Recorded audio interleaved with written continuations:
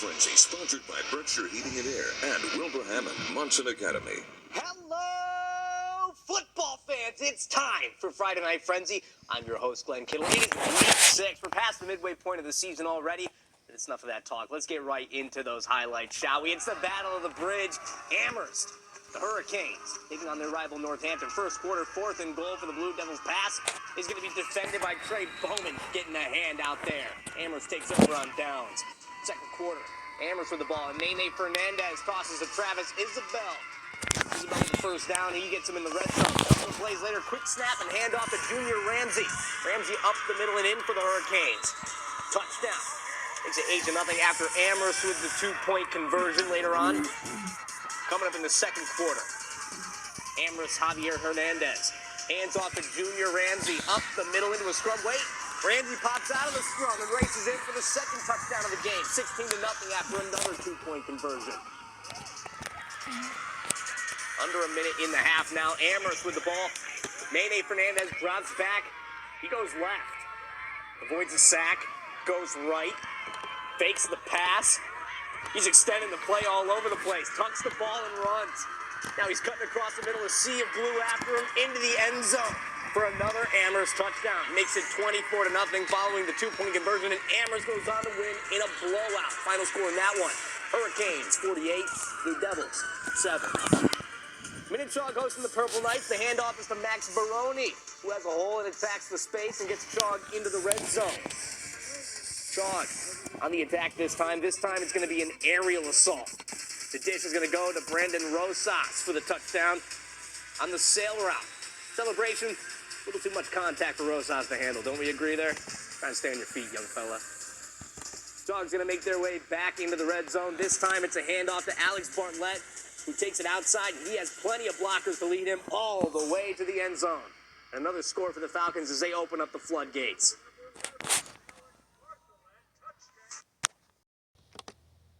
Chaug quarterback Luke Morrell. He's going to drop back in this next play. He's looking for a Falcon, can't find one. The QB using his feet for the first down and then some. Has a lot of green in front of him. Chaug is going to go on to win in another blowout game. Final score in this one: Minnechaug 56, Holyoke 6. And the Ludlow Lions took the trip to face South Hadley. Tigers and the Lions starting off with a big game for a first down after mossing up his defender. South Hadley on offense, and Noah Marion takes it up the middle, and he's got room, and he's going to get into the red zone before Lions. The pride of them are going to take him down. Just outside the 20. Handoff is to Owen Dawson. He's slicing and dicing up defenses every week at this point. Gets in there for the score. Tigers get a touchdown on the board. South Hadley force a 3 and out and get back to the ball. Owen Dawson gets through the first level and nearly breaks off another tackle for a great gain and a first down for the Tigers. South Hadley switch it up, hand it off to Marty Logreen. Up the middle for 6. Touchdown for the Tigers. Noah Marion back on the handoff with the 2-point conversion. He gets in there after getting a nice hole from his own line. Final score in that one: another blowout game. South Hadley 50, Ludlow 16. The 4-1 Smith Vogue hosting the 4-1 Springfield International Charter. First quarter, 3rd and goal for the Vikings. Alex Martinez pass and catch inside the 1-yard line by Brayden Rose, setting up 4th and goal. Now 4th and goal for the Bulldogs. Kalen Elmore gets the stop inches from the goal line. Springfield International takes over on down. Second quarter, Smith Vogue driving. Alex Martinez takes the snap, runs right. It's reversed to Ty Shemp-Delane. Vikings get the first down and then some after getting taken down by a sea of Bulldogs. 3rd and goal for the Smith Vogue. Alex Martinez gets the ball, takes it himself, running hard, avoids around 6 defenders, and gets in there for the touchdown. 6-0 Vikings. Smith Vogue going to go for 2. It's going to be a reverse. This time it's Ty Shemp-Delane again, in for 2. Conversion makes it 8-0 Vikings, and Smith Vogue, that's going to be their only score of the game, but they just edged out Springfield International Charter for the final score of 8-6. Game of the Week, sponsored by Berkshire Heating and Air Conditioning of West Springfield. Our game of the week is a battle of the undefeated Western Mass teams. The 5-0 Westfield Bombers visiting the Springfield Central Golden Eagles for some Friday night lights, and perfect records on the line for both teams. Here's a look at both squads in the pregame getting ready for this awesome matchup. Central's What going to did I look start at the off with the ball. Freshman quarterback Dara Stain dishes it to Matthias Barber on the wide receiver screen. He has room on the outside. Slips past a fleet of Bombers to open things up. Central going to get in there for the touchdown. Makes it 8-0 after the 2-point conversion from Jason Cox. Central making its way back on offense. This time it's Stain getting picked off over the middle by Lucas Guai. Gets the Bombers back on offense. Central forces a 3-and-out, gets them back on offense. Stain drops back and finds Dwayne Early Jr. over the middle. He'll get a first down and then some after he's taken down just before the 30. Central on 4th down. Stain drops back, finds a wide open Cam Walters over the middle for the touchdown. Cox on the 2-point conversion. He's going to bust up the middle, makes it 16-0 Central, just about halfway through the second quarter. Bombers looking to get back into the game. The handoff to Javon Eddington. He gets a first down for Westfield after getting taken down. Westfield trying to get to work at the end of the half. Jackson St. Pierre drops back and finds another Bomber first down. Westfield handoff is outside to Lucas Guai. Doing it on defense, and he's doing it on offense. Puts the man on the skates. Takes it 78 yards to the crib. Puts Westfield on the board in this one for the first time in the game. Your kicker, Steven Fryer, he's going to get the snap, and he's going to put it through the uprights. Gets the score on the board, makes it 16-7. Central still up. Central back up 35 yards after some penalties, and check out this hit by Antonio Adams. Sparks his defense up. Stain is going to drop back. Find Barber over the middle later on in this drive. A rare fumble from Barber. Ball's not loose. It's going to be picked up by Nicholas Gauger. Stops the Central score right before the half. Central's going to pick things up in the half, and final score in that one's going to be Central 44, Westfield 7. Friday Night Feature sponsored by Wilbraham and Monson Academy. Now time for tonight's Friday Night Frenzy feature. You know, one sport we have not talked a lot about so far is field hockey. And there's been a lot of momentum brewing this season for the East Longmeadow Spartans, as they're not only undefeated, but they have yet to allow a single goal. Western Mass News reporter Matt Price spoke to some players to find out the keys to their success. It has been a memorable 2023 season for East Longmeadow High School's field hockey team, especially for seniors Marissa Beaumier, Talia Weiss, and Anna Macarini. I think that our team chemistry is really well on the field, and it's just really helping everyone overall. The Spartans have had a ride like no other. They have won their first 11 games and are currently in the top 15 in Division III statewide.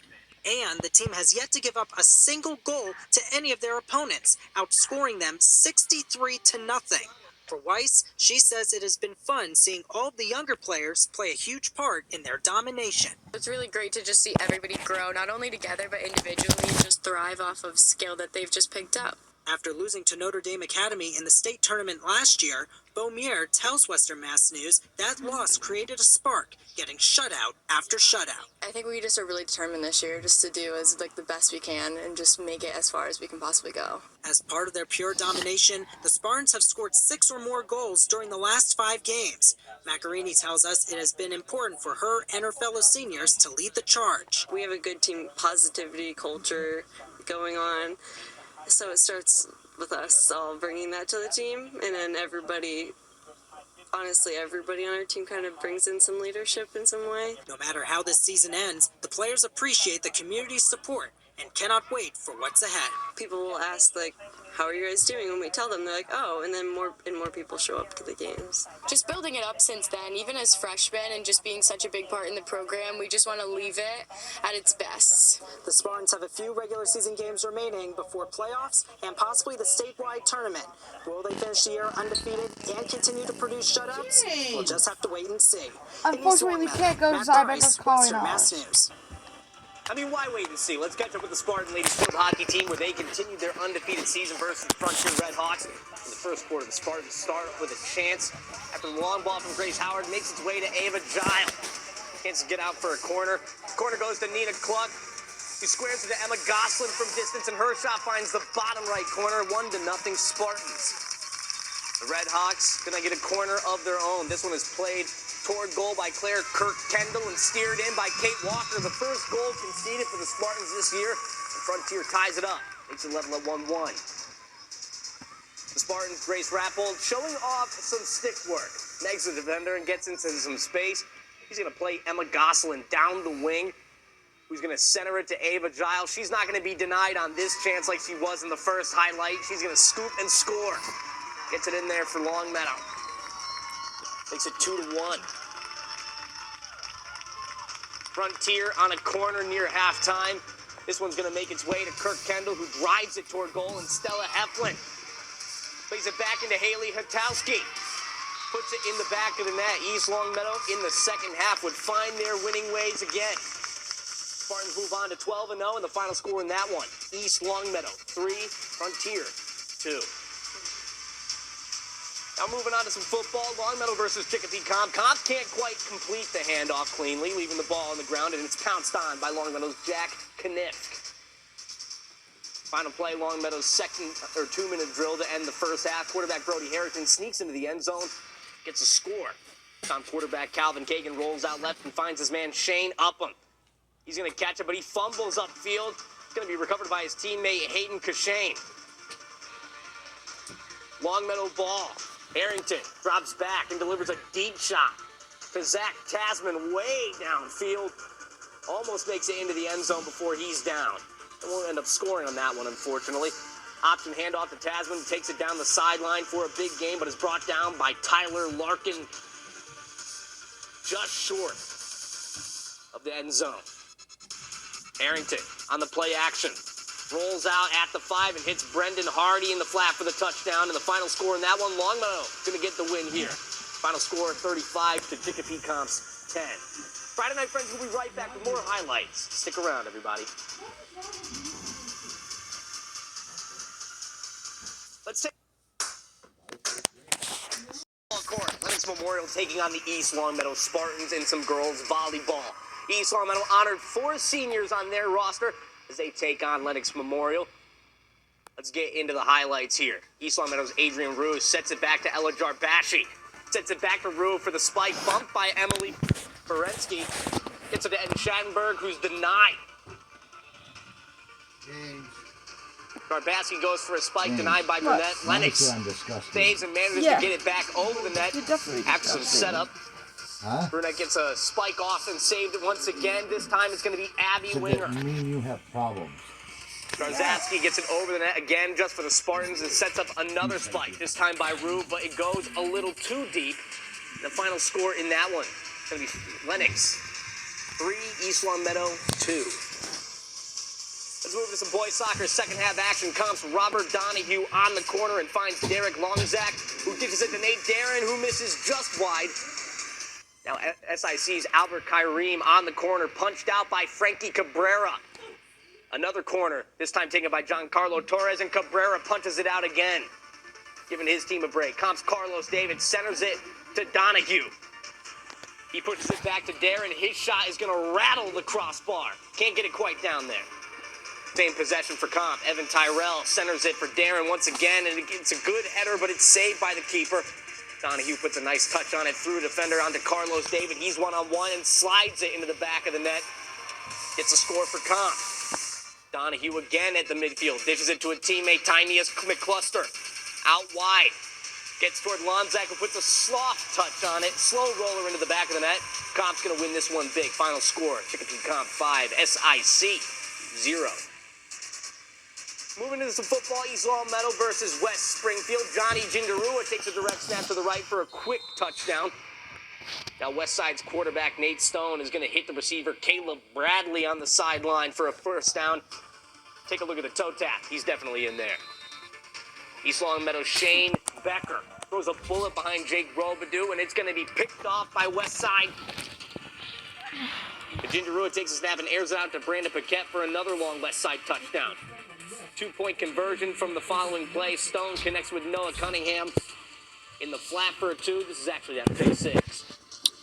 Now we're going to see that 2-point conversion from the following play. Stone connects with Noah Cunningham in the flat for the extra 2. Final score in this one, West Springfield 51, East Longmeadow 7. Hot play of the night, sponsored by Wilbraham Concert Academy. Our hot play tonight's going to go to Nene Fernandez on this extension that he had on the play. Gets the touchdown for the Amherst Hurricanes, and it was a doozy. Player of the Week, sponsored by Berkshire Heating and Air Conditioning of West Springfield. And our Player of the Week is going to go to quarterback Garrett Stain for Springfield Central, leading his team to a big win versus Westfield. That's all we have for you this week. If you missed any of our highlights, make sure you head to our website at westernmassnews.com. Have a great night, everybody, and as always, we'll see you next Friday night.